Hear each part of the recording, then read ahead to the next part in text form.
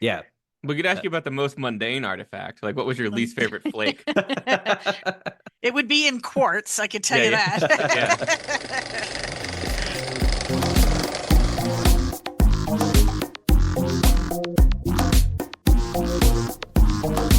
The New Brunswick Archaeology Podcast, featuring your hosts, Gabe Reinick and Ken Holyoke.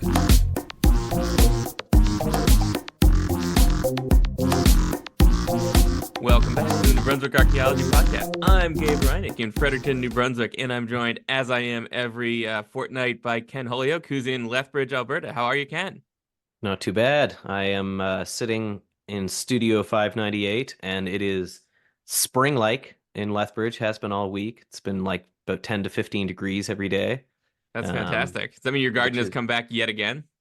Yep. So actually, but no joke, the grass has like a patch of green in it, which is pretty strange. So yeah, That's fantastic. yeah. I haven't checked the parsley yet, but it might be regenerating. That's what I was wondering. In our sponsors this fortnight are the Association of Professional Archaeologists of New Brunswick, ULEF Oris, and the Shirk Exchange Program, and we'd like to thank them for all of their support of this pod. And one of the things that the ULEF Oris program has enabled us to do is starting next fortnight, we're going to have a producer. Yeah. We will be joined by Emmanuel, who is going to be acting in a producing context. You might hear Emmanuel's voice every once in a while during the episode. If we screw something up, or he or maybe if he notices screws something up and his voice cuts in.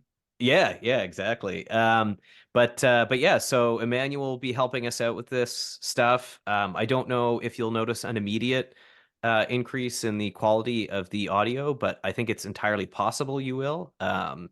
The folks that we interviewed for the position were discussing podcasting recording software that I don't think either you or I had ever even heard of. That's right. They do not use Clipchamp, apparently. They're not using direct from Zoom single wave files or Clipchamp, which is I cannot believe that, that these students who are actually learning how to audio record don't use free software and Well, I feel like this is the critique, that it's always is university really preparing you for real life if you're not sitting in your home office using Clipchamp to produce the New Brunswick Archaeology Podcast. Exactly. If you've seen the few YouTube videos and hit Google a few times on how do I eliminate this noise, I mean, what's comprehensive training in a 4-year program gonna compare to that? Yeah, exactly. But don't worry. My understanding is, Ken, in Alberta, programs like that will be first up against the wall come the revolution. So yeah. Well, it's been a heck of a week here. Yeah. So and actually, one of the things that might happen is so Emmanuel has access to. There's actually a podcast recording studio, or just maybe a regular recording studio that he said he records in on campus. And so I may actually have an opportunity to actually go in a studio to record a podcast at some point, which I think would be pretty neat, actually. Yeah, I keep thinking about doing that here, and then it's really been two things that have prevented me. The first one being that you have to plan ahead enough to reserve it, and the second one being that I think it's a Courvoisier free zone. So I've tended not to do that. But speaking of places that are not Courvoisier free zones, we have an exciting live event coming up, Ken. That's right. So February 20th, we are going to be having an evening of New Brunswick archaeology featuring myself. I'm going to do featuring Gabe and I, but me twice actually. So and what are you lecturing on, Ken? Have you decided yet? Probably just some history of archaeology in the Lower Wolastoq and some of my research and how that ties in. So we haven't done a kind of a big public lecture for some time. And I think that the folks that would be in attendance for this one will kind of keep it a little bit more general. As you know, I tend to get into the weeds a little bit sometimes when I give a talk. Sorry, the what?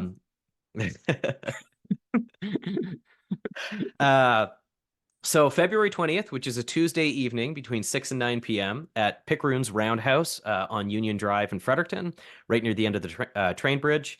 So we'll have kind of a reception thing to start. The public talk runs from 6:30 to 7:30. So it's about a probably 45-minute talk with some question and answer period afterwards. We'll have a short intermission while Gabe and I get some equipment set up and get our kind of audio tests done. And then we're going to do a live podcast between 8 and 8:45 p.m. So the folks at Pickeroons and Cafe, or is it Pub 540? Oh, I always forget. And there's also a coffee shop over there, although the coffee shop may be closed in the evening. 540 Bistro. That's what it is. 540 North is actually, I think, what their outfit at the Roundhouse is called. But the talk is going to be, and the podcast is going to be in the Riverside Room area, which is sort of the part facing the river. You can learn about the lower Wolustoq while facing the lower Wolustoq. Exactly. Yeah. And so anybody who's interested, we welcome you to come out. Should be a fun evening. And the kitchen's going to be open, and beer will be on tap. And so we welcome you to come out. It'd be great to see some people, maybe meet some of our listeners, and kind of share a fun evening together. That's right. I think there's going to be some. It sounds like there's going to be some prize draws as well. Yeah. I have. I from the incredibly generous promotional team here at University of Lethbridge. I've got some pretty cool ULeth stuff to bring out. That's right. Go Pronghorns, and we'll probably have some UNB stuff, and there's rumors, I believe, of some Ecoforce swag too, and some Ecoforce swag as well. So it will be an evening filled with prizes, and archaeology. That's great, and I think people should see some posters around the university and around town here in Fredericton. So we'd also like to thank the folks at Pickeroons who are letting us use their space gratis. So yeah, totally. We encourage you to buy a beer or your favorite non-alcoholic tipple and turn on out. But it's possible, Ken, that there could be another big exciting announcement coming up, which would be that someday we may have a new name for this podcast. Right now we're called the New Brunswick Archaeology Podcast, and that's what we've been called all along. But it's possible that name doesn't have quite the pizzazz that is accompanying this new. I mean, we're gonna have a producer now, right? And we've still got this sort of mundane name, and so we've got an exciting prize here for somebody who might write in with that new name. And Ken, if they were to have a replacement name for the New Brunswick Archaeology Podcast, where would they email that name to? They would email it to New Brunswick Archaeology, all one word, New Brunswick Archaeology at gmail.com. Archaeology spelled ARCHAEOLOGY, New Brunswick Archaeology at gmail.com. That's right. And so, Ken, we're going to be introducing a new kind of show that we're doing today. But one of the things that we're going to be talking about in that show, in our inaugural great Cites episode of the New Brunswick Archaeology Podcast, is we're going to be talking a little bit about bridges. That's right. And so, Ken, a lot of archaeologists spend so much time thinking about the bottoms of bridges that they never actually pause and ponder other aspects of bridges, like the tops of them. And so what we've got coming up here, Ken... Just a second, though. The bottoms of the bridges, what are we talking, like the footings? Well, the footings, but also if you're working under them, you're always looking up at the underside of the bridge. That's very true. Okay. Well, there was also the economic downturn when there were some archaeologists living under bridges, but those days are behind us with the current job market. Exactly. We've got archaeologists just buying their own bridges now. Exactly. Just to go out and drive their fancy cars on. But Ken, as you know,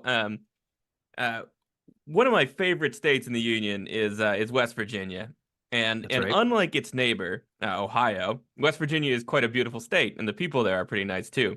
It's got country roads, the Blue Ridge Mountains, the Shenandoah River. But how do you feel about heights, Ken? I do not like them. It's something I tend to get vertigo if I'm too close to the edge. Oh, interesting. Okay, so it's possible you won't be accompanying our guest on this particular prize, but we'll go out with them and we'll enjoy most of the parts of this. But one of the things that West Virginia is home to is a particularly gorgeous national park. That's right, gorgeous New River Gorge. And in addition to its natural features, it's home to an impressive piece of engineering that you need to get across the gorge, and that's on US Route 19. That is a steel arch bridge that spans 1,700 feet, that's 9 parsecs, and is 876 feet, or 93 furlongs, high. It's the 5th longest single arch bridge in the world, the 23 highest automobile bridge, and it's the 4th highest in the Americas. And it really is impressive scenery when you drive across that bridge, I should let you know. But what happens this October, like it does every October, is that you, lucky listener, could be joining us at Bridge Day. Once a year, they close the bridge, and let me just read from their website here. Bridge Day is West Virginia's largest single-day festival, and it's one of the largest extreme sports events in the world. Held annually every third Saturday in October on the New River Gorge Bridge in Fayette County, West Virginia, this is the only day each year thousands of spectators can walk across the bridge and watch as serious base jumpers get their chance to fly 876 feet into the gorge below, and rappellers ascend and descend from the catwalk. Come and enjoy the view from the bridge, one of the best overlooks in the New River Gorge. That's right, listener, base jumping. And a New Brunswick Archaeology Podcast branded Hayduke 2 parachute with rear chord float flaps, center pan slats, expanding into cross-porting, transversal shaping, and an ellipse ZP nose. And so, Ken, what you may be wondering right now is it safe? Are you wondering that? Yeah. Well, so I have a funny story about base jumping that I'll tell after this. That I know it's not safe. Interesting. Yeah. No, it's in fact it's remarkably dangerous because it's jumping 900 feet off a bridge into a river with a parachute that apparently looks like a postage stamp as you jump. The statistic on this apparently is there's about a 1 in 2,000 chance per jump of dying. I've heard higher, actually. Oh, interesting. But Montani semper Liberia, as we West Virginia enthusiasts like to say. And Fayetteville is a pretty hip little town with some pretty exciting food options, which Ken and I will also be touring you around to around the time of your base jump. And so for breakfast, we're going to hit Tudor's Biscuit World for the Thundering Herd sausage, potato, egg, and cheese sandwich paired with an ice-cold Mountain Dew. And to celebrate your landing for lunch, Ken and I are going to whip up some pepperoni rolls. That's the state food of West Virginia. And we'll meet you at the bottom of the bridge with some of those and with an ice-cold Mountain Dew Baja Blast. And then for dinner, we're going to head over to Pies and Pints for some pizza skins, the mushroom garlic pizza, and an ice-cold pitcher of Mountain Dew Code Red. And then for a nightcap, what we're going to do is we're going to take you over to Free Folk Brewing, which is really delicious, for some of their flagship brews, including Trucker Speed Imperial IPA, Soul Sister Sour Fruited Goza, or Allegheny Alligator Chocolate Chili Stout. Each of these are going to actually pair really, really well with an ice-cold Mountain Dew Major Melon Chaser. So that's right, listener. The sound you hear just might be her voice in the morning hour calling you. That's right, you, Mountain Mama, calling you home to the place you belong. And so, Ken, if the lucky listener would like to go do a little base jumping at the New River Gorge, where would they send the new name for the New Brunswick Archaeology Podcast? They would send it to newbrunswickarchaeology@gmail.com. New Brunswick Archaeology, all one word, archaeology spelled ARCHAEOLOGY, newbrunswickarchaeology@gmail.com. All right. And before we turn to that mailbox, Ken, you have a story about base jumping you'd like to share? Yeah. So we went out for dinner on Saturday with some friends of ours, and I found out that one of my colleagues, he's a faculty, he's sort of cross-appointed between kinesiology and sociology. But in a previous life, he did just fit enough to jump, just crazy enough to do it. Well, so what's interesting is apparently he did some ethnographic studies with base jumpers, and so was a base jumper at one time. Oh, wow. And he said that the average lifespan of a base jumper after they start base jumping is 6 years. Well, that's what a sport. What a sport. Yeah. All right. And on the topic of bridges, we're in Lethbridge, we have the Lethbridge Viaduct, sort of a famous bridge in Canada because it's the largest railway structure in Canada. It's like over a kilometer and a half long and almost 100 meters high. It's like this big steel trestle bridge. Oh, wow. That goes over the coulee. It's actually quite pretty. So longest hallway in Canada, longest train bridge in Canada. Is there anything that Lethbridge doesn't have? Yeah, exactly. What does not it have? All right. So Ken, what is the address to the email box you're about to look in? Yeah, so it's newbrunswickarchaeology@gmail.com. We've got our usual. How do you spell that? New Brunswick Archaeology, all one word, archaeology spelled ARCHAEOLOGY. If you missed it the first couple times, newbrunswickarchaeology@gmail.com. So we got our usual Podcorn emails. Actually, this time it's Madison at Podcorn. So they've actually put a name on it to see if we get roped in.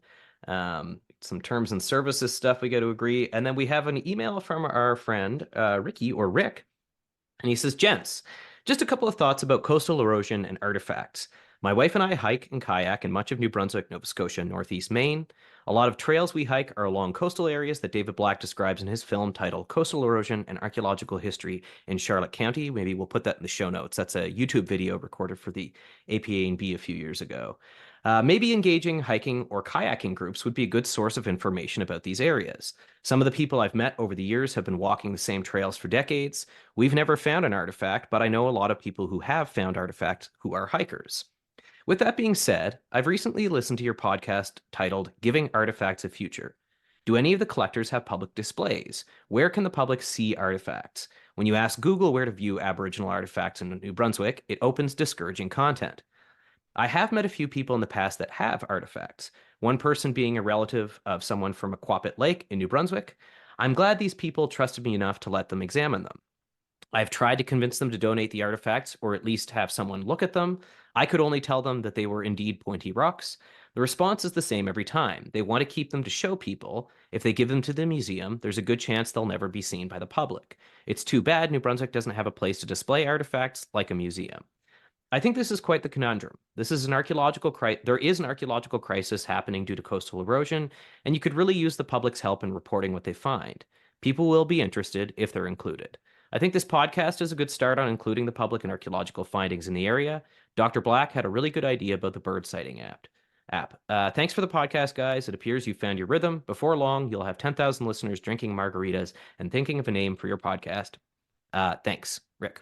So thank you very much for that. Thanks for that, and thank you for the kind of the the interesting perspective on this. Like, I mean, this is part of the reason why we wanted to highlight the relationship between professionals and collectors, and sort of highlight some of the challenges in New Brunswick about accessing archaeological materials and being able to engage with that as a member of the public. And so, you are right. There is right now there is no sort of dedicated museum that has a display for New Brunswick archaeological past. Although the Fredericton Regional Museum, is that? Yeah. Region Museum. Fredericton and Region Museum, isn't it? Fredericton, just Fredericton Region, I believe.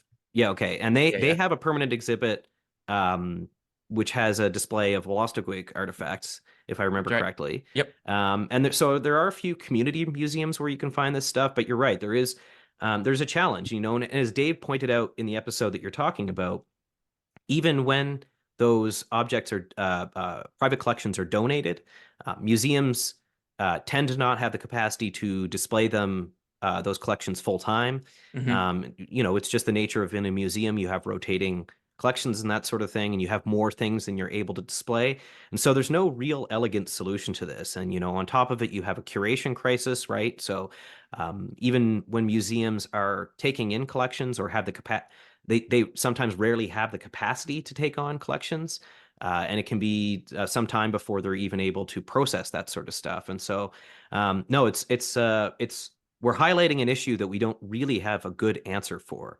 No, that's right. Think is part of the point was to just bring it to the attention of a broader public to maybe generate discussions about what's a way that we can address this. And I think it would involve engaging Indigenous communities, as well as resident communities and collectors, and also the public, and what the public and these various communities would like to see, and how do you make this a system that's a little bit more accountable and also a little bit more accessible to everyone who's interested in the past.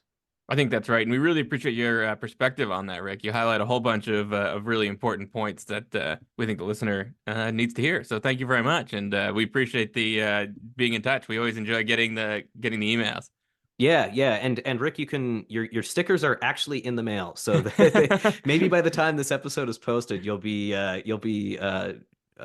enjoying the variety of stickers that I put in there. I think I gave a couple extras because I was long remiss. So, and they'll look great on your margarita mug. Exactly. Yeah. Anything else in that mailbox, Ken? No, there is not. That's it for this week. All right. Yeah. Well, so Ken, go ahead. We're quite excited because we're trying something new this week, which is that we thought it would be good. We realize that many of the reasons that a listener tunes into this podcast is because they like archaeology, just like we do. We like policy. We like ethical issues. We like the feeling of self-flagellation that comes with talking about pseudo-archaeology. We like all of those things. But we don't think it all needs to be vegetables here. Sometimes we're going to go for dessert. And so our new series here is going to be called Great Cites. And what are our goals with this, Ken? So, like the intrusive feature, which is kind of when we're steering away from the regular programming, interviewing people at conferences and that sort of thing, we want to highlight particular aspects of archaeology that we think are not always accessible to the public. One of the things that isn't always super accessible are sort of deep descriptions of archaeological sites, right? And so, in this case, we're going to talk about archaeology itself and dive a bit deeper into the incredibly important and very interesting sites in New Brunswick. We've got a few that we're interested in, and probably other parts of the Maritimes in Maine. You and I might talk about some digs that we've been on and that kind of thing. And so we're going to integrate sort of our regular programming with some kind of exciting chats just about really interesting pieces of the past. And what we'll also probably be doing is linking back to previous episodes where we talk about these particular sites so that you have an opportunity to kind of contextualize the site itself in the broader culture history of New Brunswick that we covered in the first season of the show. That's right. So if you're tuning in for some reason to this episode, and this is your first time with the New Brunswick Archaeology Podcast, the best place to start is actually not the first episode we ever did. It's the second episode we ever did. And I think, Ken, the way we would encourage people to do is just pretend the first episode doesn't exist because we didn't know what we're doing. We still don't really know what we're doing, but we really didn't know what we were doing then. Yeah. Start at the second episode, work your way through the first season, and then I think one way you could do it is you could really, once you've done the first season, you can kind of dip in and out of the second season. You can really take that in almost whatever order you want. Yeah. And in the second season, we have a couple of episodes that are sort of in a two-part thing. So we've got a two-part thing on pseudo-archaeology. We've got a two-part thing on professional collector relationships. So those are pretty easy to pick up because of the titles. But yeah, certainly any of the episodes that are in the second season are a little bit more, you can bounce in and bounce out. Whereas so it's the two approaches to kind of the so the first season is really a serial format. And then the second one is more of a what do they call like shows like True Detective? What's it? I'm not sure. Is it a anthology? The second is an anthology style series. That's great. So but anth being all capital letters to emphasize it. Oh there you go. There's even a pun in there. I love that. Exactly. So, yeah. All right. So I think, Ken, we that's what we're gonna do this episode, and we welcome feedback from the listener on how they like it. Yeah, so we hope you enjoy the first Great Cites episode about the Jemseg Crossing Archaeological Site, BKDM 14. That's right. I think we'll let our guest in, and we'll cite you in a minute, listener. Okay, welcome back, guests. And we have our esteemed guest today, Dr. Susan Blair at the University of New Brunswick. Hello, Sue. Thank you for coming on. Thank you, Sue. So Dr. Blair is an expert in Maritime Peninsula and Wabanaki archaeology and has worked in New Brunswick for much of her professional career, including working in the private sector, public sector, and academic settings. During her undergraduate degree, she began a working relationship with the New Brunswick Provincial Archaeology Services Unit. She conducted research on pre-contact archaeology, the Grand Manan Archipelago, completing her master's degree at UNB in 1997. Following this project, she undertook the direction of the Jemseg Crossing Archaeological Project. Lo and behold, as we've teased, this is the reason we're talking to Sue today, and this is the largest archaeological mitigation project in Canada. Significantly to her doctoral research at the University of Toronto, which examined fine-grained changes in settlement and technology in ancestral Wolastoqig sites in the Lower St. John River, or Lower Wolastoq. She has co-authored a volume on the archaeology of the Atlantic region and published several volumes on the pre-contact archaeology of New Brunswick. And she has published in the Journal of Anthropological Archaeology and the Journal of Field Archaeology. So welcome to the show, Sue. It's, on top of all of this, Sue is a mentor of mine, and has part of the reason I know so much about Lower Wolastoq archaeology is because I've been under the tutelage of Sue for many years, and a coworker and a departmental colleague with Gabe. And we should say at the outset that we really appreciate Sue coming on to talk with us about Jemseg, because usually she prefers to do this with Peter Zosky, but he wasn't available today, so she got us instead. Yeah. So Sue, for the uninitiated uninitiated about this project, could you provide just some of the background to the Jemseg project? And I think Chris Turnbull called it the Road to Jemseg. Right. So the Jemseg Crossing project was one that sort of came about in 1996 as a result of the Fredericton to Moncton Highway project. So at that time, there was this decision that the highway, which at the time traveled along the Wollastook, like right next to the river, where winds would blow onto the road in the winter and kids would be waiting by the side of the highway as tractor trailers would, trundle by. It was a really bad routing of the Trans-Canada. And so the decision to reroute it was widely, thought to be reasonable. Of the number of paths that were examined, the end decision was made to have it travel across the Grand Lake Meadows, entering, well, I suppose depending on the direction you're coming, but if you're coming from Moncton, entering into it at Jemseg, traveling along the meadows and then crossing at Coytown. And so this work had been, there had been previous highway work kind of in the area. And in fact, the Jemseg site was already owned by the Department of Transportation because they were using it as a place to dump fill from previous highway work. And so this particular routing and the approach of the bridge was because they had already had double-laned highway leading up to this. So they'd done the work, that it had been twinned. There was an old bridge that the highway sort of curved around and went over. And what they wanted to do was straighten that out and build a modern bridge. So there was archaeological survey work that was undertaken by Washburn and Gillis, which was a consulting company at the time. It's now been morphed over through numerous iterations. I think it's now, I'm not even sure what the name of it is. It's a set of initials, I think. Wood was what it was most recently. Oh, WSP, I believe. WSP, right? that's it.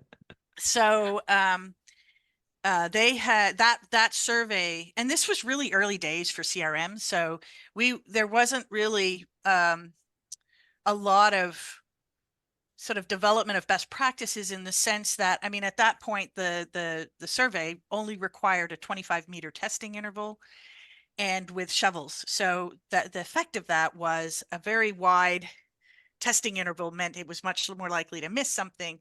And the depth of the tests was like, 50, 60, 70 centimeters tops. And it found that there was a potential for some archaeological material there. It was based on that testing. The analysis was that it was likely to be shallow, recent, distributed. And so I was approached about working on this project in the summer of 1996 with the idea that it would be, 10 weeks of field work for like 8 to 10 people. This was August. So we actually started on the project August 26th. So very late in the day. That project was the first project that happened in the Wollastook drainage since a really controversial and difficult project that had happened at St. Anne's Point here in Fredericton that had resulted in a tremendous amount of bad feeling between Wollastowiak and archaeologists, a real lack of trust based on that project. And I think that context framed the approach that the province wanted to take to Jemseg, and in particular, Chris Turnbull wanted to take to Jemseg, which may be a little bit what he's alluding to in the Road to Jemseg, which was to really rethink how we were doing archaeology, to build a lot of consultation into it, and to be open to rethinking how we did work. It is also interesting that there was already a CRM industry. And so this decision was made to take this project and do it in-house. And that also was not without controversy, right? Like, right. A lot of the consulting companies were, why are our companies not doing that work, right? And the reason was because of this political and the lack of trust and the concerns of communities, that it was felt that if that wasn't built into the project, then the project would not be successful. And that the way to build that into it was to really have it outside of the CRM system, not because you wouldn't be able to control timelines, for example, as easily, and all those kinds of things. So that was kind of the road that got us to there. And it was August 26th, and I blithely walked down on site and looked at, scurrying snakes and frogs and thought, oh, well, this is really kind of sad because this beautiful green place, nice thing to do in the fall. I'll be out of here by end of October. A little bit of cash No in your problem. pocket, A little bit, yeah. Like, yeah. I actually put off going to do my PhD. So I was supposed to start my PhD that fall, but I had just had a baby 6 weeks earlier. So this seemed like a great parental leave. So, you kind of touched on a few things here. So the first thing is the listener will hear that this was a CRM project. These are sort of early days in CRM. In New Brunswick in particular, we talked in a previous episode about sort of the evolution of the industry kind of coming in on the heels of the Clean Environment Act. So this work is being undertaken as part of an environmental assessment. But you talked about and sort of one of the legacies of the Jemseg project is sort of how innovative this collaborative approach was, right? And so and what you're talking about too is that the approach to sort of this road to Jemseg, this approach to even going into a CRM project was thinking about collaboration right from the get-go, right? And this is before you guys had really even gone in and done sort of comprehensive testing or anything, right? Like this is before shovels are in the ground and recognizing that there's actually much more here than was originally thought. And so how did this collaborative side of the project sort of evolve? Who is involved with it? You kind of mentioned a couple of important people here. So Chris Turnbull, who was the provincial archaeologist at the time and was New Brunswick's first provincial archaeologist. And why was it so important to do it this way? You'd mentioned that, like kind of the background to that. But how did that kind of translate in the field to how things played out? Yeah. So, and I will say that, collaborative archaeology has become a very widely applied approach. And in my view, what Chris Turnbull and Pat Allen and others were doing at Arc Services in the 70s and 80s, in the 70s with Metapanagia, and then leading up to this project really was considering collaboration far more wholesomely than many others were doing at the time. This was really innovative on the part of the provincial archaeologist at the time. And so I think a lot of credit goes to Chris for this. But the way that so when I was brought onto the project, the first thing that Chris said was, we're going to have a management team. We're not having, like normally at the time, an archaeologist would be the lead person and that would be the director and that would be the full decision maker. We decided to go with a team that consisted of me, Karen Purley from Nagutkuk, who would be working on community liaison and would be sort of education and like thinking about the sort of public outreach component of this. And then Patrick Polchis from Kingsclear or Pilichk, who would be involved in sort of managing the money and the hiring and the sort of the kind of logistics. He would be the logistics expert, and I would be the archaeological director. And so the three of us worked very closely throughout it as a team. We also wanted to have a connection to the community that was operating at a grassroots level. So we wanted to really involve people in the community who were activists and were connected to sort of traditional ways of looking at things. So a committee was put together, the Maliseet Advisory Committee on Archaeology, which lived on after the project for quite a while and was a key body around building sort of capacity for communication between archaeologists and Indigenous people. And so that committee was created and involved people from each community. Very early on, it was people that were picked because they had some sort of connection to heritage and education. And it was felt right away, we ran into some conflict around that because it was felt that was cutting out the chiefs, that they were handpicked. And so we immediately went back and talked to the chiefs about that, and the chiefs then appointed pretty much the same people. So we ended up with the same committee, but we did go through this process that I think gave a lot more sort of respect to the existing structures and decision-making frameworks. And so that committee was really important. It really was a key part of the governance of the project, and we met with that committee regularly. Every time there was an issue that came up, we would meet with MACA and have a discussion. Some of those meetings were open meetings and community members would go to them. Some of them were really intense as a consequence. But always helpful and always informative. And that often involved the management team, but also there were people who we were working with on the Department of Transportation side. So at this time, Archaeological Services was in Municipalities, Culture and Housing, and the project was also influenced by the Department of Transportation. So we had Department of Transportation engineers who were leading the engineering part of it, who were also coming to those meetings. And so there was a really full engagement of different parties in this process.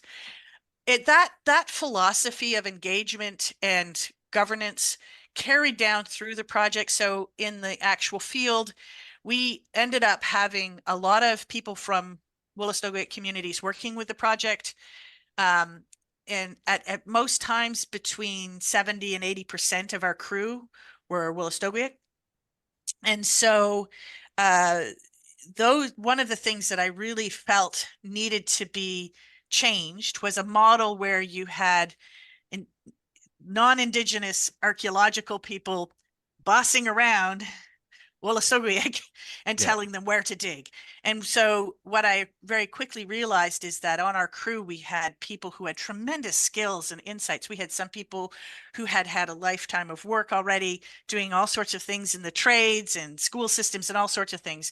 And many of those skills were quite transferable. So what we ended up doing was, even at the level of excavation teams, so we had teams that consisted of two leads, a community lead and an archaeologically trained lead, and then we would have 4 or 5 people working for those two, and that would be sort of a partnership, and the goal would be to have all of the people involved in it become gain skill and expertise at the level of also decision making and building that capacity right in the project. We also had because Karen really correctly pointed out that a big part of this also needed to be transparency and making all of this information available. We had an open policy for people. So we always had sort of like, folding chairs around so that elders could come and sit and watch us dig. People could be on site. We actually did have quite a bit of, there were protests that happened at various points. And at one point there was a sweat lodge set up on site. All of that was fine. People needed to feel comfortable to express their concerns, but also they needed to know that they could come and watch what we were doing, and that our biggest asset was having members from communities on the crew who could talk about what they were doing in their communities. And so Karen also created an interpretation center on site that was open to the public, and we reached out to the Department of Education, and we had, I can't remember the numbers, thousands of school kids come through on school tours. And in those school tours, Karen would tell traditional stories. She would show them, she would demonstrate smudging. And then we had Ramona Nicholas, who would do some basket weaving with them. And then they would go down and talk to archaeologists on site. Then they would come up and see people working in the lab. So we had this whole sort of experiential process for school kids to come through, and literally thousands of school kids from New Brunswick went through the site. So the collaborative side was sort of fundamental to the way we were doing it, but it kind of permeated it in all sorts of interesting ways. And as I said, it didn't forestall or eliminate controversy. People still, building trust takes years and years, and people had that very bad experience previously with archaeologists and were reasonably skeptical. And I think there was also a lot of concern about the fact that this was going to be impacting on the meadows, which is an environmental area. So there was a concern about the project was always simmering there. We were largely left to deal with this. There wasn't a big presence of government preventing us from communicating in media or with the community until late in the project. And so I think the reason Gabe mentioned Peter Zosky is we did have quite a bit of media attention. There were political cartoons made about the site. There were a lot of interviews, all that kind of thing as the project went forward.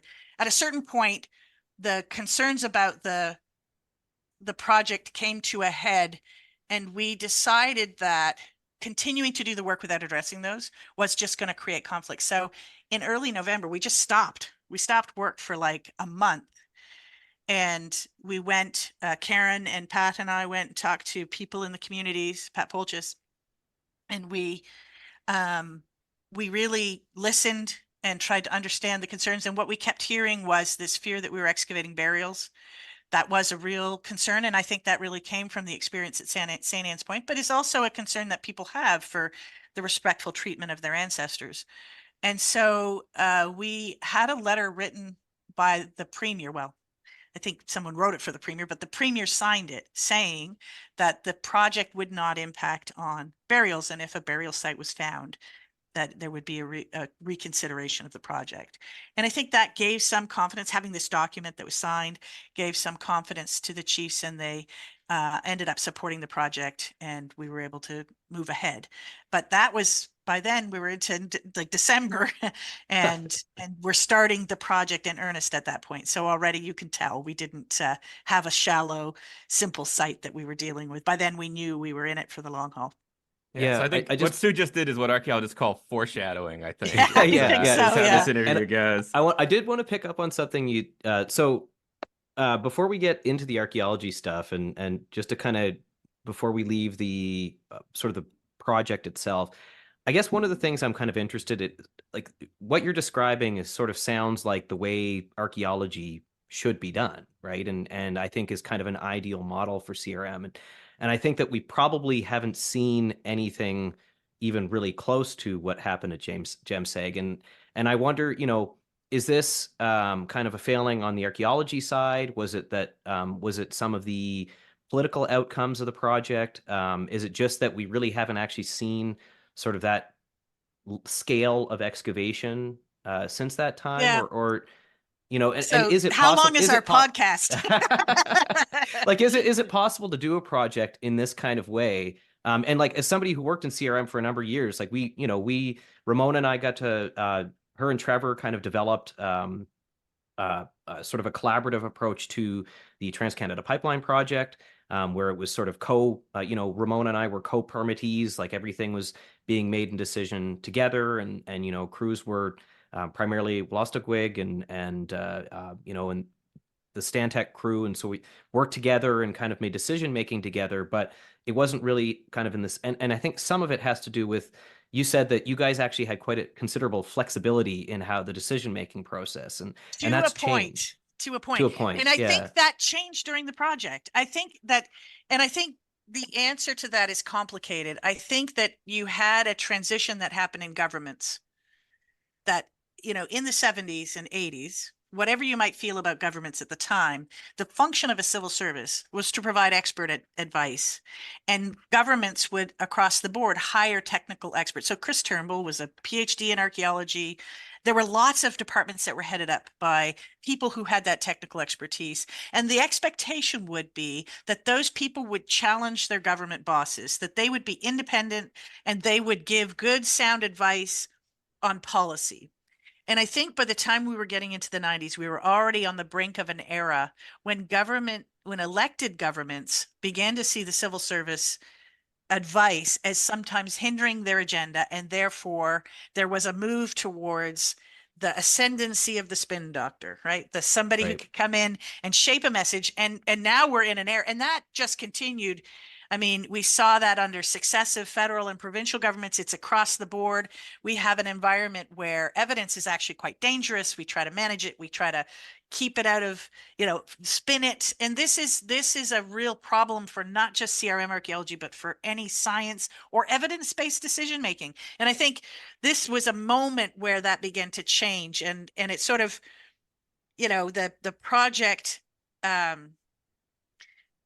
we got to a point where we suddenly were, and we should probably talk a little bit about what we were finding, but the even more foreshadowing, what we ended up finding required it became a sort of a threat to the highway project. And at that point, we stopped being able to say what we wanted to say. The transition happened in a 24-hour period. And I don't know that we ever went back to that. So whether CRM, and part of it might be that CRM may not be the place where we we sort of push and create these kinds of models. It's very difficult in that environment where all of the interests are around getting a project done and handling budgets, and it would take regulatory will to do that. And I think that governments don't generally have the will to build transparency and decision making into regulations because they don't do it within their own civil service. Yeah. And so I think it's difficult. I think that there's a civic problem we have here. And until we fix that civic problem, if we can, it's very difficult for us as archaeologists to enforce it in a sort of a regulatory way. Oh, there may be dogs barking shortly. My daughter's walking in the house. Dogs are very popular on this podcast. Don't worry. Well, that's good. In fact, we have a dog that's a follower of the podcast. We do. Oh, really? Really? Yeah. Ruby History Hound. There we go. So that's all super interesting, Sue. And actually, I hadn't thought about that role of the civil service and the ways that might actually articulate with a lot of other things we've talked about on the show. Like I'm thinking about, public facing aspects of archaeology, research output of these offices and that kind of thing. But we have promised the listener, our goal in the intro, we mentioned that we're trying to provide not just vegetables, but also some dessert on this podcast. And so in addition to being politically fraught and to actually help us understand some of the political challenges better, could you just tell us some things about the site? Sort of how long were people living there? What were they doing there? How big is the site? Right. Did you excavate all of it?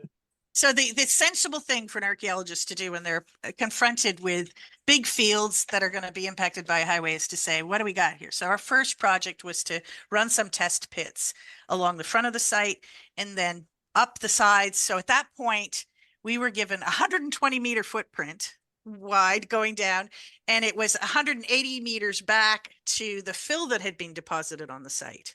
So there had been this fill that had been deposited on the upper part of the site. And then there was the road bed, which would have obliterated anything there. So probably 250 meters, but 180 of it that didn't have fill on it. That's 8 furlongs for our American audience. Right. And it would have been plowed at various points. So there had been various agricultural activities. The topography of the site was this high sort of terrace, and then it's sort of a break and slope down to kind of a low wet area, and then kind of a swale or berm down by the water's edge, and then the river. So we started testing along the river, and what we discovered when we put 1 meter tests in is it was deeply alluvial, surprise, surprise, and that cultural material started at 90 centimeters. So those first shovel tests didn't even get down to the cultural layers. Right. Well, so we had, and then the layers went down from there. So that was a concern because it looked like we had sort of a Fulton Island-like kind of stratified site down here by the water. The second set of pits we put were back up by the edge of the terrace, or edge of the fill that had been put in on that upper terrace. That first pit produced a groundstone rod. Which for the listener is commonly associated with like the early to middle Archaic. So we're talking like, 9 to kind of 7,500-ish years old.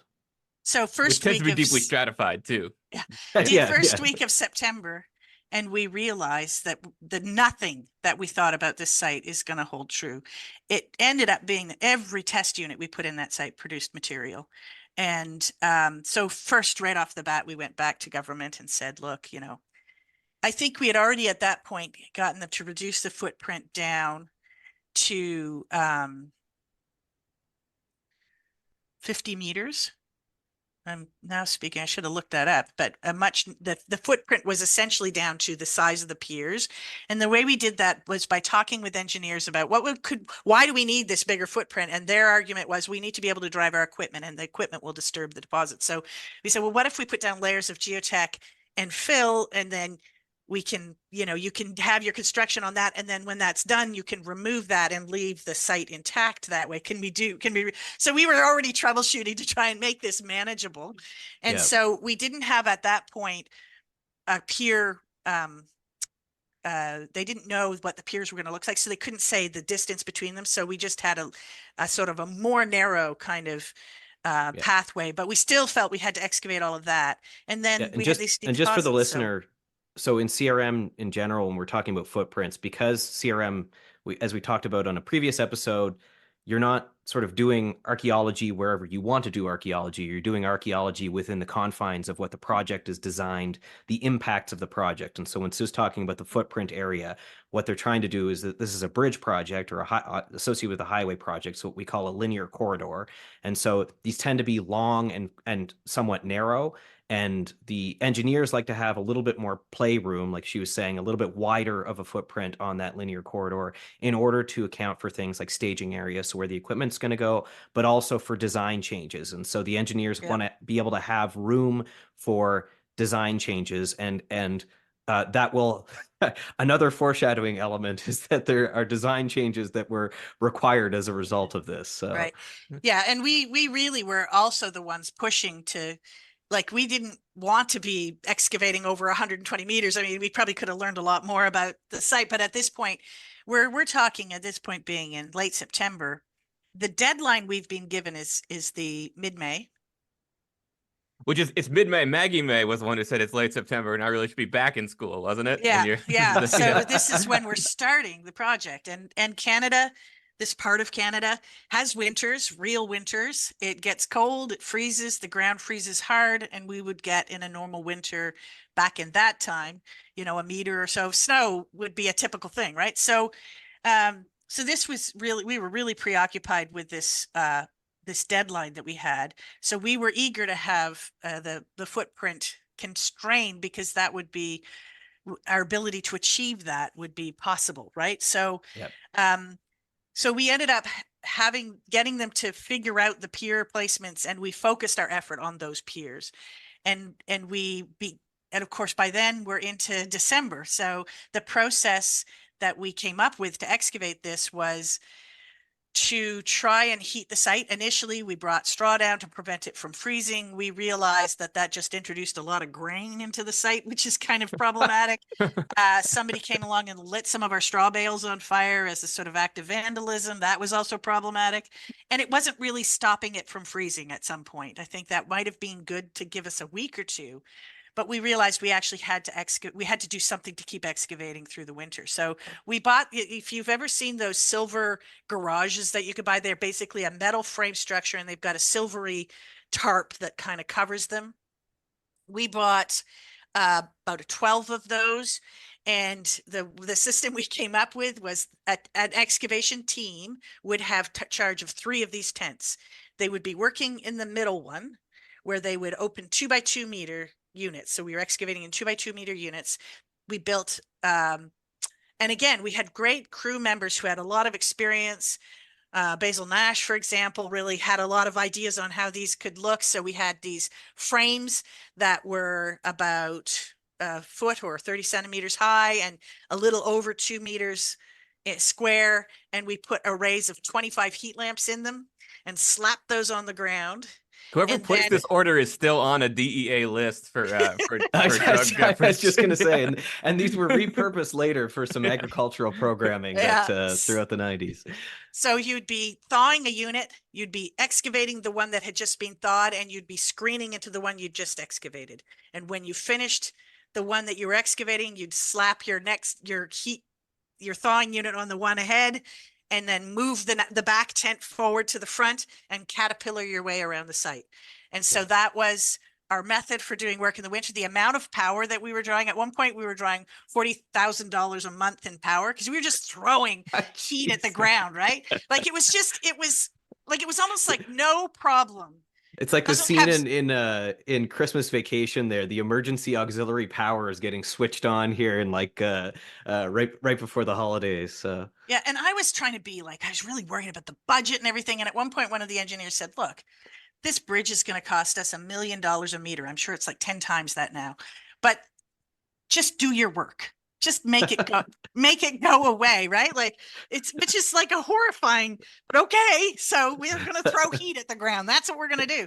And the listener should know that most proponents do not tell you that these days. I can tell you that I don't think I've ever been involved in a conversation where it was like, there's no cap to the budget.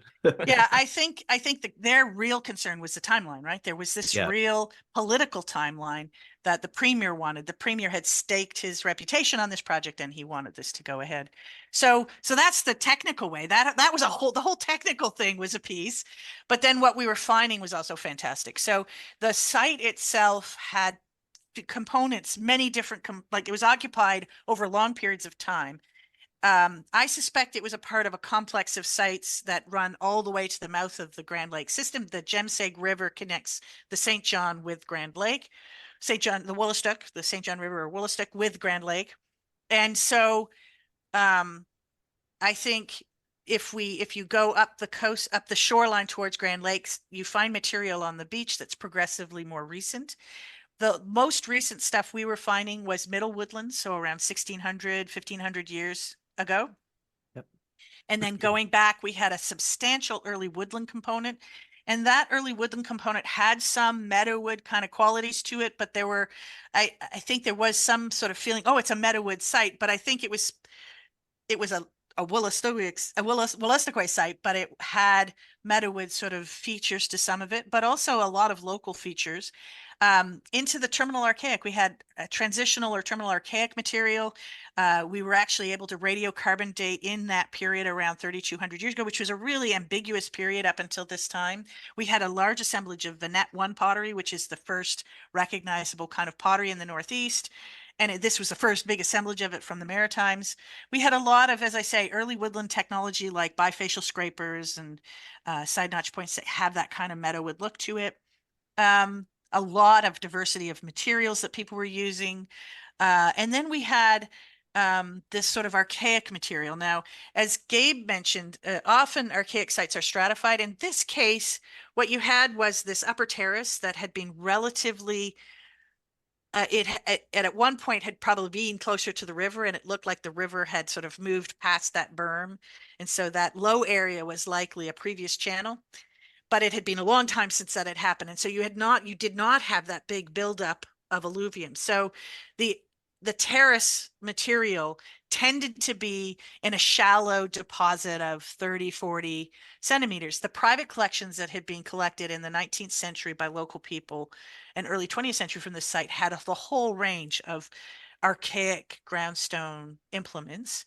And we found some of that material too, but a lot of it was sort of from this plow zone or in contact with subsoil that was maybe 30 to 40 centimeters down. There was not this big, deep layer. So it was a lot more like a palimpsest up on the terrace. You had materials that were scattered across it, but not deeply stratified. And so harder to interpret from that point of view, but down by the water's edge, you had these deep layers. And we got down to, I think, before we narrowed the footprint away from that area, we got down to about 1.2, 1.3 meters, and we're continuing to find things. And then the footprint narrowed, so we stopped working in that area. But it looked like we were getting down into the early woodland layers down by the water's edge. So a lot of really interesting material. There was also historic material, and some of that historic material included what looked like flaked glass. There were some glass beads. There were clay tobacco pipes. There was a 17th century clay tobacco pipe, which is really old, Dutch clay tobacco pipe. So we had, and we interpreted a certain amount of that as Woolastook artifacts that were from early contact period. And the other piece that we could supplement this with is a part of the interpretation center. Karen, and we invited a lot of people from the community, and it turned out that Karen's approach was very different to interpretation center than an archaeologist. We put up a big timeline and we'd have a lot of artifacts. She wanted to talk about being Woolastook. So she collected pictures of people living on the land, living at places like Jemseg, doing traditional activities. And what happened was when people from the community came in and visited that, we had a number of times when there would be a group of people from different First Nations there, and one of them said, "Oh my gosh, that's my Uncle Jim." And somebody standing next to them who they didn't know would say, "That's my Uncle Jim." And these are people whose families had been torn apart by the settlement onto reserves. and they'd lost connection with each other. And here they were reforging that around these pictures. So the pictures became a whole separate component. It actually, Karen ended up creating a traveling exhibit called Woolastowick Portrait of a People, that of all of these historic photos, and that traveled around and was in a number of venues. But they were very powerful, and they added a layer of this sort of presence through the recent period and allowed us to ground some of those interpretations in sort of Woolastowick perspectives. That's great. That's very powerful. So, so part of the reason this archaeological at this site is important is you kind of mentioned it. It really closed a bunch of kind of key gaps in our regional understanding of the area. Why do you think people were living at Jemseg? Why was it so attractive for so long? Well, I think that if you had put this highway through any number of places along the Jemseg River, you would have found stuff. So the Grand Lake Meadows is an incredibly rich, it's called hardwood swamp, but effectively it's alluvial deposits that have built up meters and meters deep from annual flooding, and it's along the river, the Woolastoke banks, but it spreads back into wetlands that are very, very rich biogeographically.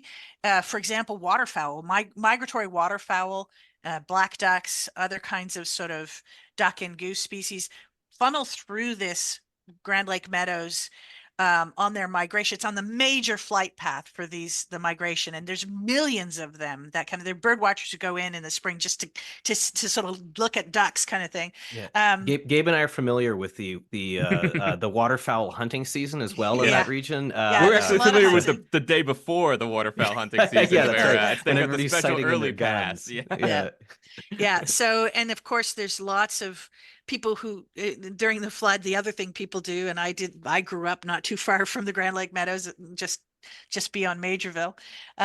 We drive and look at the moose coming out on the highway, because the highway is the high point, and all the moose would come out and stand around on the highway. So it's full of things, not just birds, but also game. And of course, anadromous fish. So there's lots of striped bass that are still congregating parts of the Grand Lake system.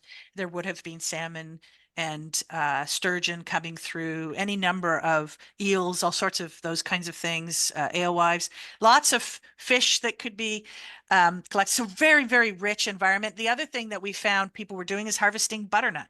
So we found in a lot of features charred butternut.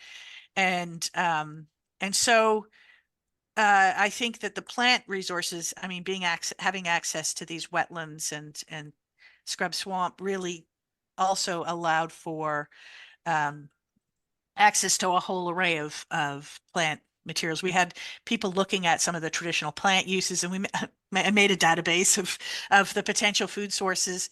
And I think we had 180 edible plant species that could be gotten within the Jemseg, within the meadows. And of those, the spreadsheet, classified them about, ease of harvest, how much productivity there would be.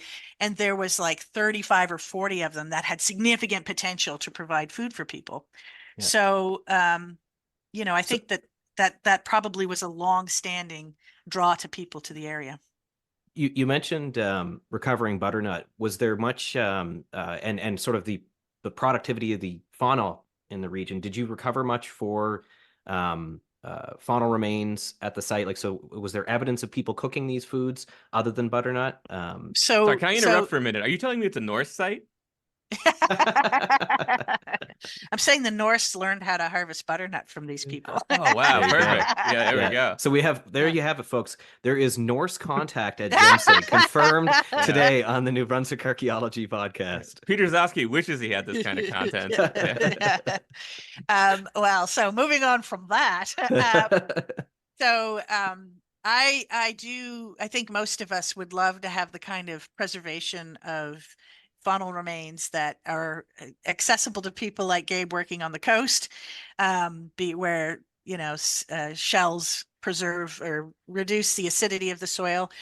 At places like Jemseg, we get the double whammy of the soil is so acidic that it destroys all of the bone material, but it's not so acidic that it gets rid of microfauna. So we have poor hard tissue and soft tissue preservation.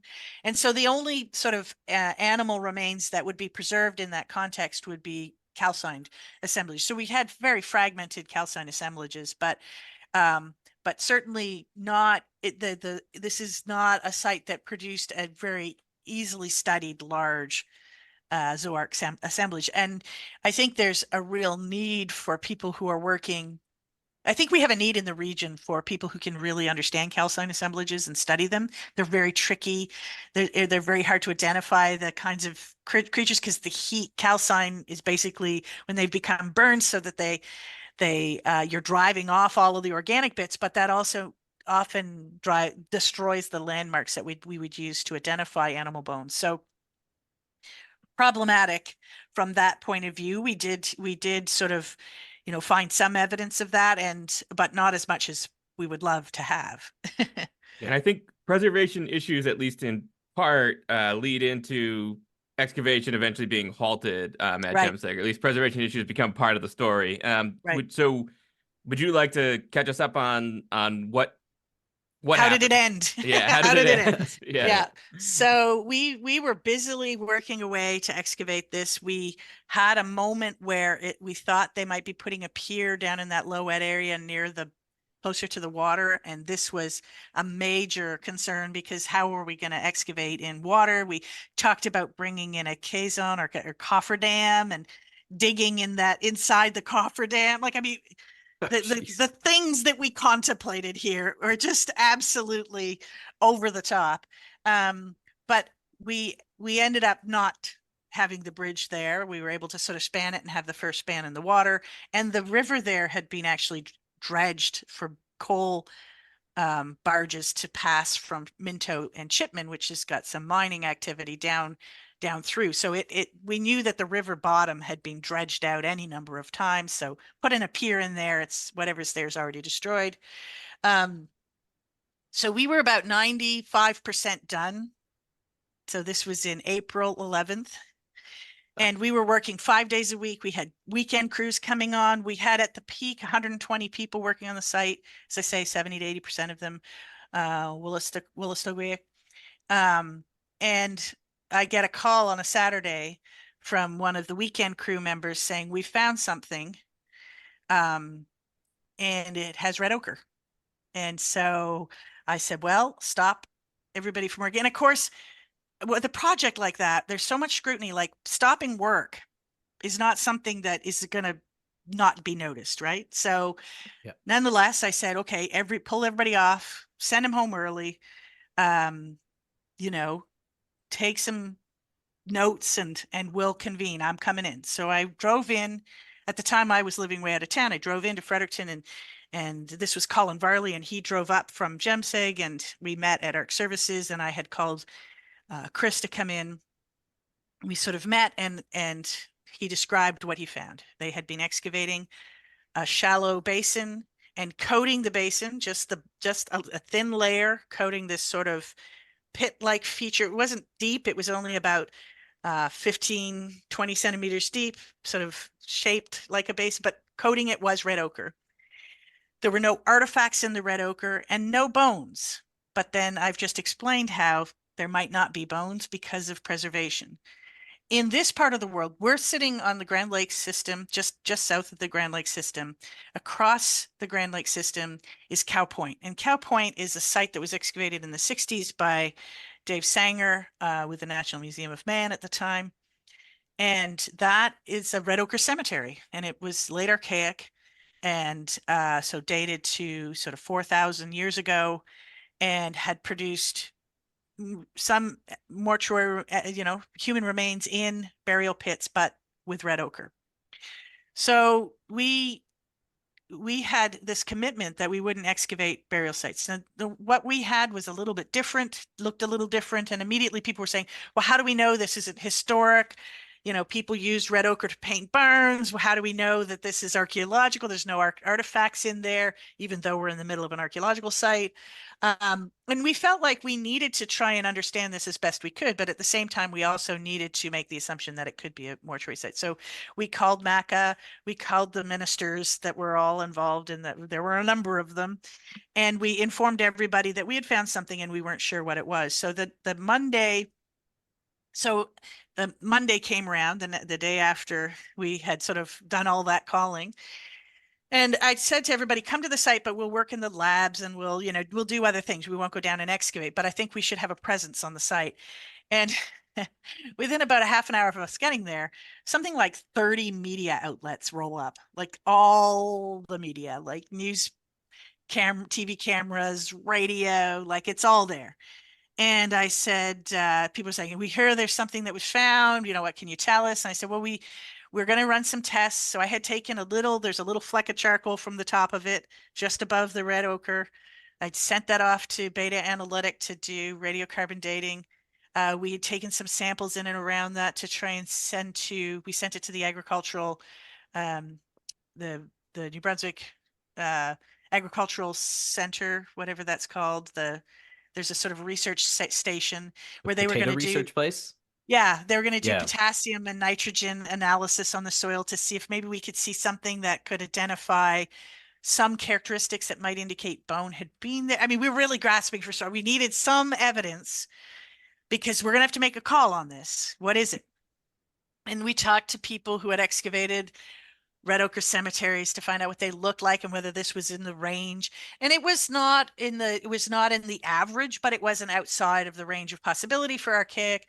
So I have some of that information, but we've got these other test results out there. So I go up and I'd say to them, well, we found something that we're trying to figure out what it is. We don't know at this point. And the news people, the radio or whatever, the media people said, well, when will you know? And I said, well, we'll probably get the first test back on Thursday. And then the other ones might take a little longer, but this is going to be a work in progress. So if happy, everybody leaves, they go away. And I think, we dodged that. And then Thursday comes and they all come back. But before they do, as they leave on the Monday, some people come forward who I hadn't worked with much before, and they are the spin doctors. And they say, you've just given your last interview. We will be taking it from here. You're not to talk to anybody. So I'm thinking, fine, I don't want to do those interviews. I'm not enjoying the media stuff. That part of it kind of sucks, frankly. I'm happy just to do my work. So Thursday rolls around and I suddenly realize I've set myself up for a real problem. I've told the media that we'll have results back. I've been told I can't communicate those results. And I'm not sure if that includes their expectation that I wouldn't communicate it to my crew, because if I tell my crew the results, they're going to tell the media. Like, I can't enforce that on people at this stage, or at least they're going to tell their relatives who will tell the media. And so, but I have also made a personal commitment to tell people what's going on, not the media, but within the crew, that they need to trust me, that I'll share information. I just suddenly am like, oh my God, did I ever set up a nightmare here? And sure enough, this all plays out with us getting back some results. And I didn't know what those results were. I just sent 2 crew members to go get the material from the agricultural center. I didn't want to know what they were because I felt like once I know what those are, I have to disclose them to my crew. So take your time driving back, boys. I'm going to try and get permission to disclose this. So I'm on the phone talking to Chris Turnbull, and then I get a call. So it just so happens one of the people I sent to get these is my partner at the time, Chris Blair. And so he calls me up and he says, we've had somebody chasing us down from Fredericton and they've told us to pull over. And I said, what do they want? And he said, they want the samples. And I said, they're coming back from getting the results. And I said, well, what do you know what the results are? He said, yeah. And I said, well, don't tell me on the phone. Come here and talk to the crew directly. And give them the samples, I guess, but don't tell them the results, because they'll probably, I don't know what they'll do. So he continues on his way, and that gives me this timeline. He's got a half an hour before he gets here to tell the crew that I've got to get permission. And it was a real fight. I mean, Chris Turnbull was doing that fight. He goes to one minister and then he goes to another, and he's slowly moving up the food chain, trying to get permission for me to tell the crew what these results are. And I think we made a few enemies doing that. I think that was a tough position to take. I felt a little bit like, I was saying, honestly, I'm on contract here. I have a lot more to lose from keeping this information secret than I have to gain from keeping it secret. So I'm going to be telling people, and I can do it with permission or I can do it without permission. It's your call. And so it's kind of playing out like that. And I could see the faces of the crew that they were really, the faith that they had in the process that we had outlined was not deep. And I thought there's far too much for archaeology to lose here at this point. Like, this is where we set up another St. Anne's Point, right? So Chris and I stuck to our guns, and eventually he called me back. He said, okay, you have permission. So I call Chris in, and he comes into the lab where everybody's all crowded in and we're all waiting to hear. And I said, okay, Chris, you have the results. Can you tell us, what is the results of these tests? And he takes a deep breath and he says, inconclusive. Good to know. Good to know. I staked my entire career on that. And of course they were. I mean, this has been an agricultural place, so potassium and nitrogen. I mean, I don't know what we were all expecting, but anyway, we didn't get an answer out of that. And it was just this high stakes thing. And at that point, the other piece of information that did come in from Beta was that charcoal that was just above the ochre dated to 2880 plus or minus 60 BP. So that's not the same age as Cow Point, but it's definitely pre-contact, and we definitely know that Meadowood people did use red ochre in ceremonial ways and in mortuary contexts. And so at some point, and I have to say, Chris Turnbull also let me make the call. And so the call that I made was, we can't say this is red ochre cemetery or red ochre burial. We can't say it is, but we can't say it isn't. And given the Premier's commitment, we have to assume it might be. It is. So we have to change the highway. And so I had to go in and explain that to DOT. And they were like, yep, that's the right call. So we went back and I remember meeting with the DOT engineers looking out over the site. And so we had this sort of pathway that went down to the river that the road was supposed to go on.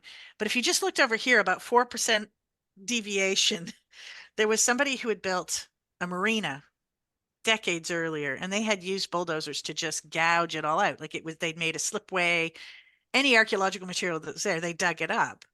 So it's already being removed. And so in talking with Indigenous leadership and with MACA and with everybody involved, it was agreed that there's your solution. We can go through there. It's already been pre-excavated. I don't know why that didn't occur to people at the beginning. I guess they wanted a nice straight approach. But now if you're driving from Moncton towards Fredericton, and you come to this place where you're approaching the river and there's a turn, you know what that is. The last time an engineer in the province of New Brunswick said, money's no problem. Yeah. I mean, I'm sure there was a limit, but I think they were watching what we were spending, and it wasn't. I am certain they did have a limit. I think we were just, our idea of the previous project I'd run before this was a master's level field project with summer students that were largely paid for by seed programs.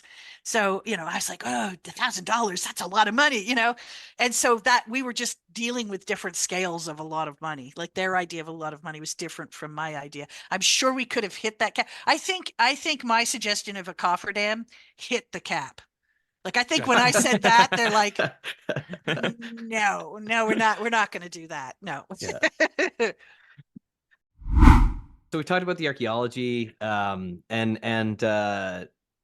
what's been found and kind of we in our pre-discussion before we came on, you said you don't like this question, but I'm going to ask it anyway because I think the listener wants to know. Is there a coolest artifact or feature at the site? Is there something that particularly memorable? There is some really you talked about a few things like the bifacial scrapers, and in particular some of the stone tool materials that those are made on. There's one in particular. It's like this kind of iridescent, almost pink color of Minas Basin cherts that kind of sticks in my mind, and I can kind of picture it right now. But is there something that you can think of in particular that sort of struck you?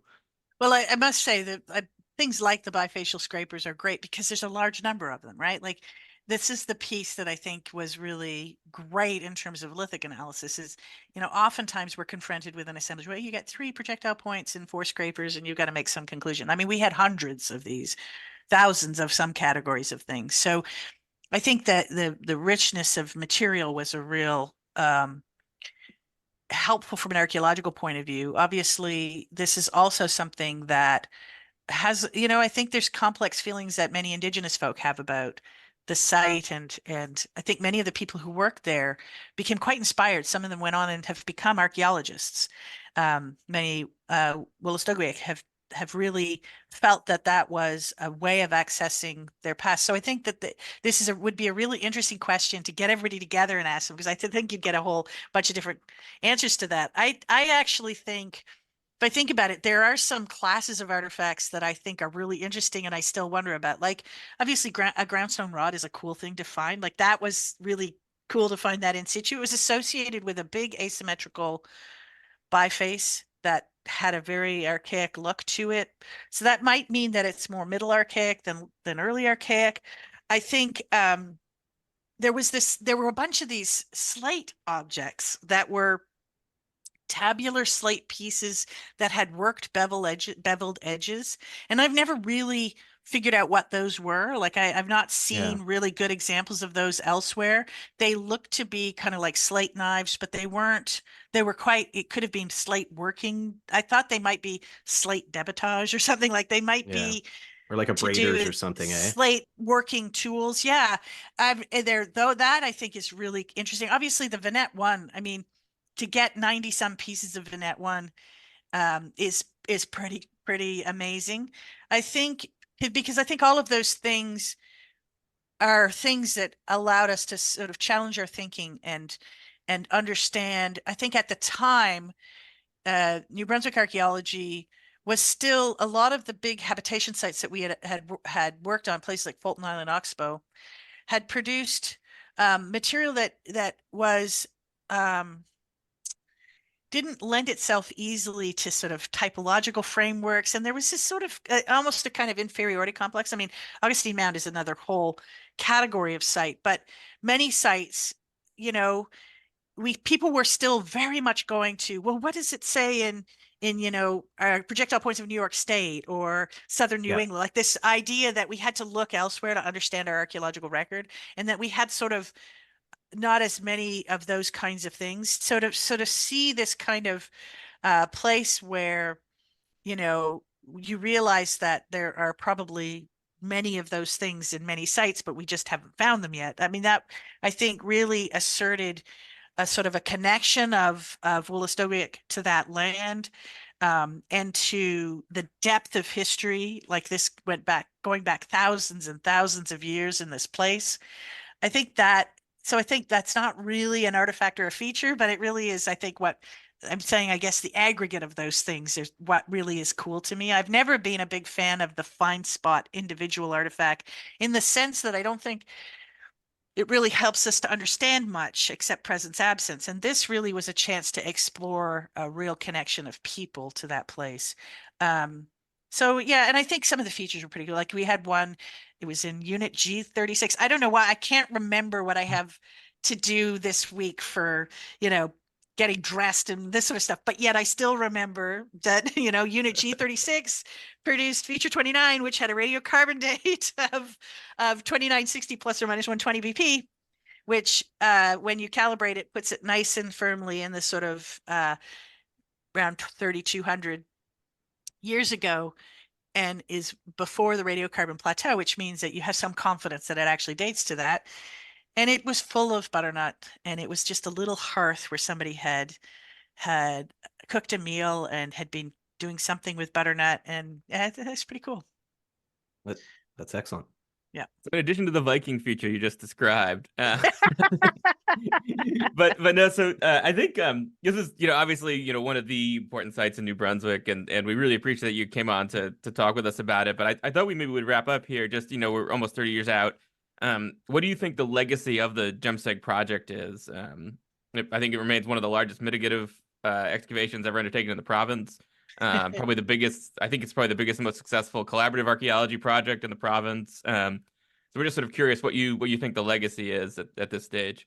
Yeah, I really struggle with that. I think at the time when I started that project, I was 29. I turned 30 during the project. And I was naive, I'm sure. I had this idea that we would be working through archaeology to build sort of capacity for archaeology broadly, that there would be increasing public engagement, that Wolastoqiyik would be more and more involved and would control, archaeological decision making more and more, that we were on a pathway. And I think now, I feel like there's been so many ways in which those gains we've not capitalized on. There's been so many opportunities lost. And I think that we need to kind of try and reconnect with some of those ways. And I think that it's easy for archaeologists to say, oh, we need to do this. I think we need to try and hold governments to account to make this kind of thing possible, to commit to finding ways. I mean, we had a lot of jokes about bridge building, I have to say, and peer pressure. Those were our big jokes. But, I do think that without a framework that sort of permeates a sort of public decision making, I don't think it's easy to kind of shift people towards what we ought to be doing, which I think is articulated in Truth and Reconciliation and the principles of the United Nations Declaration on the Rights of Indigenous People, around really recognizing Indigenous decision-making and engagement around these kinds of places and around these kinds of events. But I do think that I think that there are now many people who have had the experience of places like Jemseg and who have the will to keep pushing for this. I think it is something I guess I didn't realize how much we'd have to fight for this. Yeah. I just thought that it was natural that we would move in this direction. And I think we do need to fight for this. And I think and when I say this, I mean sort of that notion of how we can approach archaeology in a more engaged way that is mindful of the sort of the public value that should be being built, the sort of civic engagement, and then of course the Indigenous decision making and control and access and all of those pieces that I think that there's been a way in which we need to sort of because many Indigenous people are fighting for those things, but we're not using these kinds of systems and structures to help with those fights, right? So I guess in terms of a legacy, I wish that there was more of a legacy, and particularly in that kind of way. And for the longest time, I think I felt like there were a lot of sort of powers that be that felt that we went too far, right? That we needed to kind of be dialed back a bit. And I think that potentially some of the current problems may be a legacy as well, that there was sort of a knee-jerk pulling back from collaboration as being possibly scary because it does involve some sort of ceding of control that maybe was too much. I'm not sure. I know that sounds very cynical. I'd love to say, oh, I think this wonderful legacy, but I think it's a difficult legacy. And I think in some ways, many of the people who were involved in archaeology are now in a position where they have to advocate for archaeology and for their involvement in it against forces that are, empowered by government control. Yeah. And I think, archaeology got political, and archaeologists, I don't think, have gotten political enough, basically. Yeah. And I do think that for the people who worked on the project from communities, they don't have that choice of not being political. They can't just go and do the work. So I think that's a piece that I think is something that we all should be continuing to work on. So I mean, we had the 25th anniversary come, and I thought, oh, it'd be really great. I always had in the back of my mind.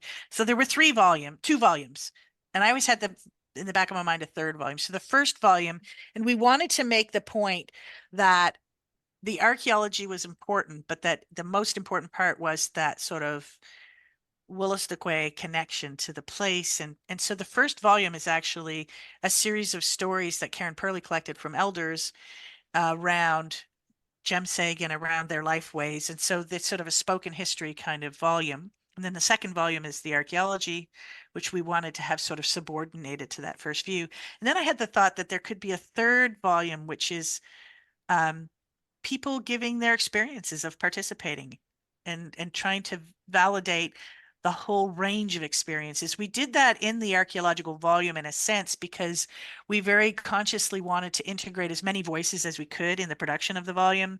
We tried to introduce Wolastoqey terms and terminology as much as we could, and really tried to kind of de-emphasize the sort of traditional voice of authority that archaeological experts often bring to the table. We wanted to really break that down a bit.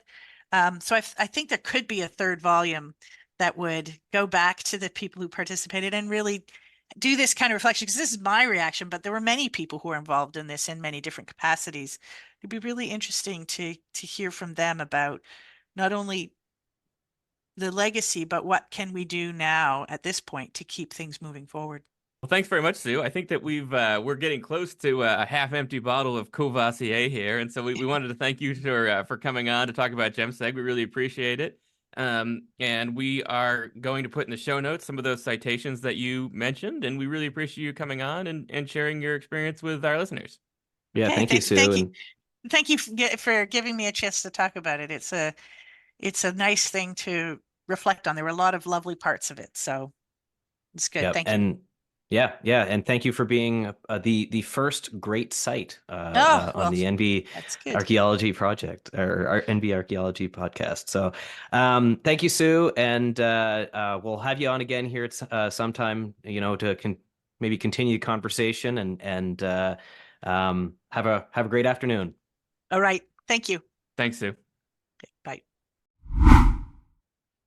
So Ken, along with our new Great Cites program, we're going to have Great Cites, CITES. Yeah, great sites, great citations, however we want to call it, and the listener will be treated to our first dappling of new music in a little while. And so there's going to be some different theme music with the great sites. Not only are we digging up some great citations, we are providing you a new sonic journey, compliments of Justin Henke. That's right. And I'll reach out to Shane too, Shane Dahl, who's provided music for our Hakuna Errata segment, and see if he has any suggestions for any other little blurbs that we can include. That's right. But since we've been humming along on, at about, I think I haven't checked with our media gurus yet, but I think we're at 99.4% accuracy this season. Yeah, we haven't had a big slip up actually yet. So no. I had a rather big slip up on the CBC the other day where I confused the Saxby Gale and the Groundhog's Day storm. But what's 100 years among friends, Exactly. They were both on the coast, and yes. I think that's the message. So yeah, and they were both storms. Yeah, so you could email them the music and just say, we play this when we screw up. So we should. Exactly. And so what we're going to do in this great citations section is we're going to just list in the show notes, as well as we're going to do it right now, some places you can go to find information about the site we've just discussed on the show.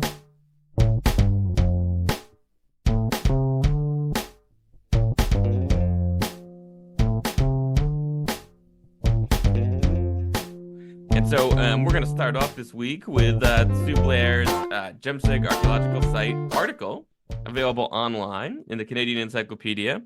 And you could either Google Jemseg Archaeological Site, Canadian Encyclopedia, or we will put the link to that in the show notes. And it's a nice general overview of the work at Jemseg and what they found. Yeah, and the next is the 2-volume set, Wolastoqey Jemseg. So there's volume 1, which is edited by Karen Purley. And that one is spoken histories, and I didn't write down the full title here for myself. And actually, I didn't write it down either, but it's while Ken's looking that up, I'll just sort of tell the listener that's Sue, I think, mentioned this in the episode that there's 2 volumes. One are the archaeological results. One volume is archaeological results, and then the other volume is collections of stories from elders about Jemseg. Yeah. So volume 1, Important Stories and Spoken Histories, is edited by Karen Purley and Susan Blair, and that's New Brunswick Manuscripts and Archaeology 34E, which is the E means English. And then the second volume is Archaeological Results. And so the idea, as Sue was saying, was to highlight basically Wolastoqiyik connections to places and around Jemseg. So there's actually some really great stories about people talking about their grandparents, fishing or fiddleheading in the region. Talking about it was like mostly based on fisheries and kind of like resource collection, environmental like connection to the environment and the area around there. And then the second volume is archaeological results, and basically it works out to being kind of a culture history of what was found at Jemseg, and so it extends essentially from the Paleo-Indian period up until post-contact, and there is a chapter on the feature analysis, ceramics, lithic technology, and it's an edited volume. It was edited by Sue. She authored a couple of the chapters, but there are a number of different contributions. So Karen Purley actually has a chapter in there called Teaching House, the Jemseg Interpretive Center, which talks about the interpretive center that Sue mentioned. David Black has an article on the stone materials from the site. Vinnie Bourgeois or Vincent Bourgeois wrote an article on ceramic artifacts. Steve Monkton on food and subsistence. Francis Stewart on zooarchaeological materials. Chris Blair on the post-contact stuff with Pam Dickinson. And so the second volume is what we would traditionally call basically a site monograph, right? And so this is a huge data set is presented alongside sort of broad scale interpretations. And that one is also a manuscript in New Brunswick Archaeology, and that one is 36E. And so what's great about both the volumes of the Jemseg is that both of them are actually available as PDFs from the New Brunswick Archaeological Services website. And so we will put a link in the show notes directly to those PDFs. That's right. And then finally, we've got Sue Blair's 2010 article, Missing the Boat in Lithic Procurement, Watercraft, and the Bulk Procurement of Tool Stone on the Maritime Peninsula, Journal of Anthropological Archaeology, Volume 29, pages 33 through 46. And we will put the DOI to that in the show notes. Unfortunately, it's going to be paywalled, so it can be a little bit tricky to find. But essentially what that article is about is it's about thinking about the way we understand hunter-gatherers procuring toolstone is really, really important, because it's one of the many ways that that archaeologists try to think about the ranges that hunter-gatherers are traveling over, because it's one of the markers that's left in the archaeological record that preserves pretty well. Yeah. And if you believe in rocks and you think you can tell where they're from, which I'm deeply skeptical of, you also want to consider how they might have been transported by canoes, not just either through exchange or through walking. But and so what Sue does here is think about models that involve canoe use, and that's particularly important because the Wolastoq, of course, is a major canoe route.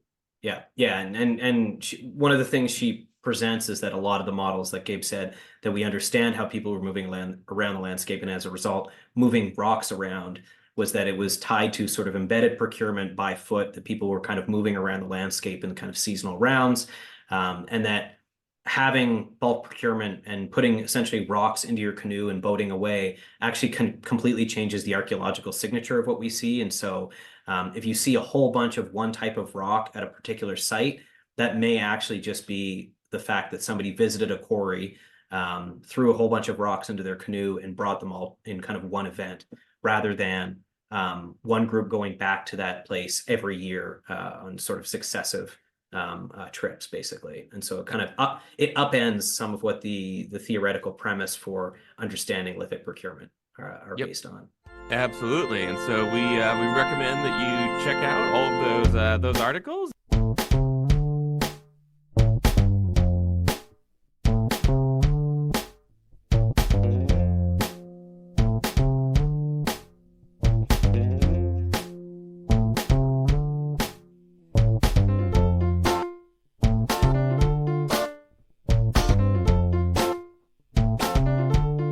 and well, Ken, I think I'm looking at about a half-finished bottle of Courvoisier. Yeah, for the second time. Yeah, it's listener, we don't always. I just open the drawer here in my office and I pick out the bottles that are clanking around and exactly and reach for it. Kind of putting your finger around the inside and a little taste test, see which one's the freshest. That's right. Yeah, I mean it was sort of warm in my office for the interview, and so we edited out the blender sound of me making a frozen Courvoisier, but now I've switched to just an ordinary Courvoisier, and I think it's that time, Ken. I think it is that time. So thank you, listener. We'll talk to you in a fortnight, and we will see you in person in just over 2 weeks from today. That's right. We're not just going to be alive and well. We're going to be live and well. Yeah. Well, we're certainly going to be live. I mean, I never say knock on wood, I guess, but we odds are we're going to be alive. And exactly. I'll keep taking my B12 so that I'm in tip-top shape. Exactly. The listener can't actually see how pale Ken is. It's in Lethbridge. He hasn't had sunlight in 6 weeks now. Actually, no. So we have an abundance of sunlight here. So that's one advantage to Southern Alberta is it's the sunniest place in North America, apparently. No kidding. And Ken's hair is blowing like canola plants in the wind. I can see horses trampling by. Ken's actually converted his office chair to look like a saddle. Yeah. He's settled right in. Quite literally ran over tumbleweed in my driveway this morning. So, what a world! What a world! Well, Ken, we'll talk to you soon, and we'll look forward to talking to you, listener, and to hopefully seeing you. Yep. See you later, listener. Take care. Bye.